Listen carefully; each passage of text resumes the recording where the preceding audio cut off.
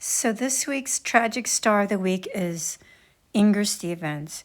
She had a brief career in the late 1950s, early 1960s. She's most remembered for her television role in The Farmer's Daughter and that memorable Twilight Zone episode called Going My Way.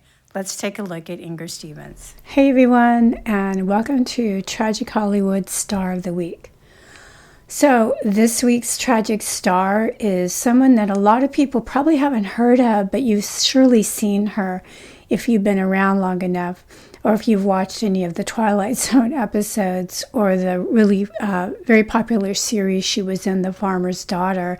Her name is Inger Stevens, and she made kind of a big splash in the 1960s.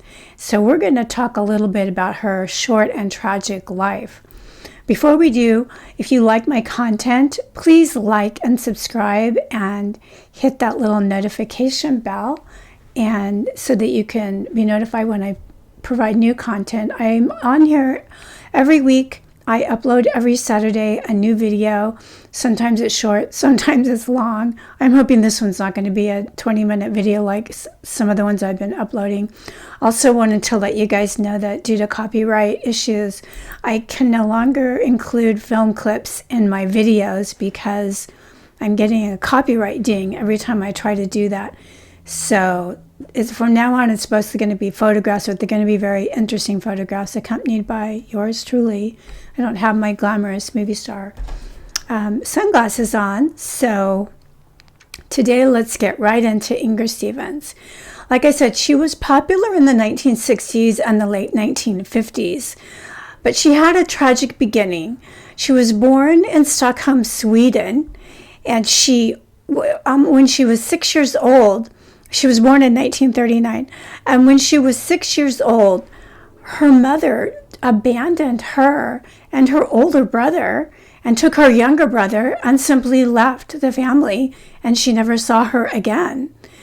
And right after this happened, the father decided that he was going to move to America and start a new life there, and he left her and her older brother with a maid, essentially.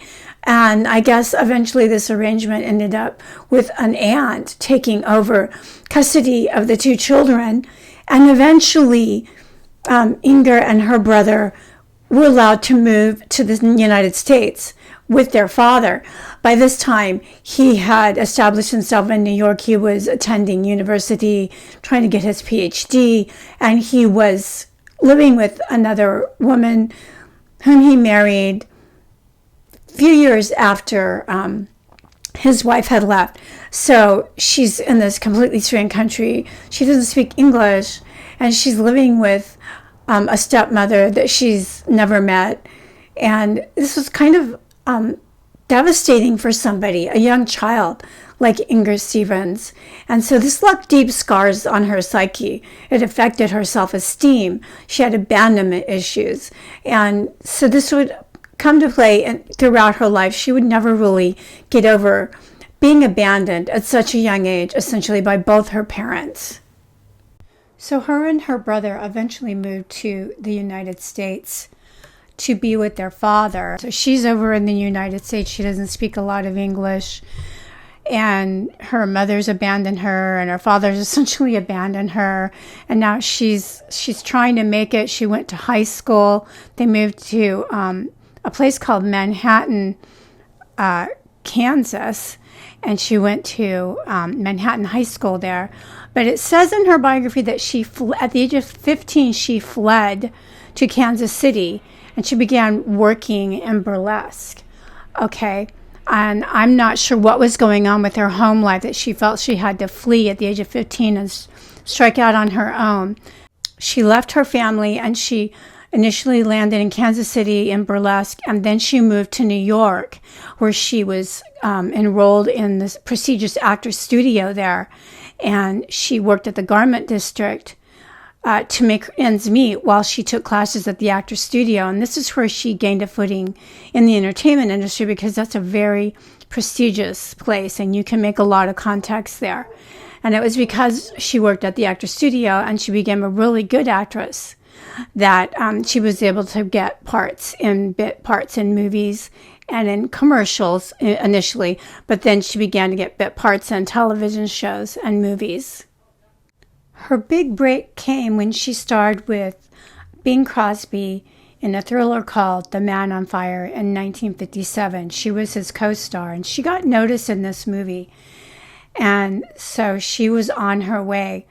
Also, in 1959, she starred in a really cool film noir called Cry Terror, a classic film noir, which is still lauded to this day as one of the great film noirs.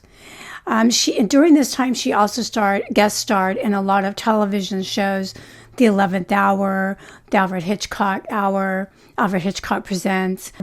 But the one role that most people will remember her for, who don't remember her for The Farmer's Daughter, will remember that she played Nan, a young woman who's driving cross-country to visit her mother, who is completely and totally terrorized by a phantom hitchhiker that only she can see.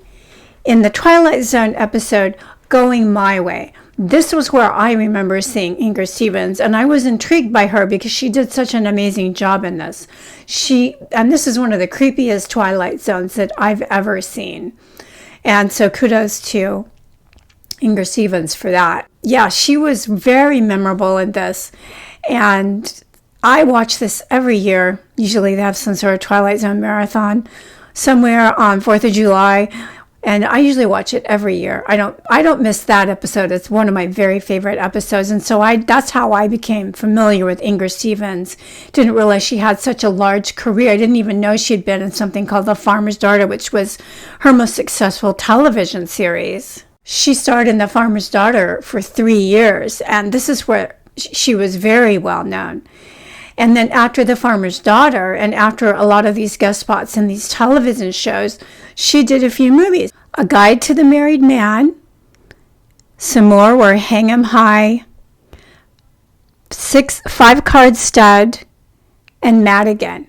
So she was well known. She was getting movie roles. This was towards the late 60s, so she was doing fine. Her personal life, however, maybe not so great. In 1955, she married her first husband. His name was Anthony Soglio, but the marriage only lasted 3 years. According to records, that was her only marriage. But after her death, a weird thing happened. The producer, the African-American producer, Ike Jones, came forward and said that he and Inger had secretly been married, and that they had kept it a secret because back in the 60s, mixed marriages, especially between black and white, could ruin someone's career. He produced enough evidence to a judge that a judge agreed and made him executor of her estate. So she had been married to him. She had also co-starred with African Americans. One of those co-stars was Harry Belafonte in the 1959 film The Flesh and the Devil. The World, the Flesh, and the Devil. So, again, breaking barriers in 1959. She was a very good actress. She was very well respected in her craft. But she had been a troubled soul for most of her life, for most of her very young life.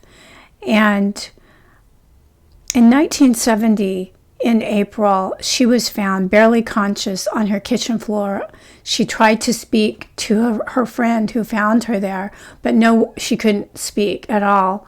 And she was taken to the hospital, but died on the way in the ambulance. The famous Dr. Thomas Noguchi, who has worked on the autopsies of all the rich and famous in LA who have died there, including Marilyn Monroe, he said that she died of acute barbiturate poisoning, and her death was attributed to suicide. She had tried to commit suicide at least once before, and she had expressed to friends and family that she was not happy. She struggled with depression. Back then, there wasn't a lot of support for people with depression. So many women died from overdosing on pills. She could have taken them by accident. I have to wonder why she was in the kitchen if she was going to take them by accident. She wasn't in her bed. It wasn't nighttime. See, it looks kind of deliberate to me. That's the story, the sad and short story of Inger Stevens. She was only 35 when she died in 1970, April. All right. I hope that you enjoyed that. Please like, subscribe, hit the notification button because it helps my channel grow. Also, if you want to know more in-depth, or if you want to hear or read about more in-depth stories, I have 3 books out. Tragic Hollywood, Beautiful, Glamorous, and Dead. Tragic Hollywood, Beautiful, Glamorous, and Still Dead. And my novel, Goodbye, Angel, Goodbye, which is kind of loosely based on an actress in the 1930s who was found dead in her car. And it explores that mystery in sort of a noir fashion. My books are available on Amazon, and there's a link in the description of this channel that will take you right to my author page. All right, thank you so much for joining me this week, and I will see you next Saturday.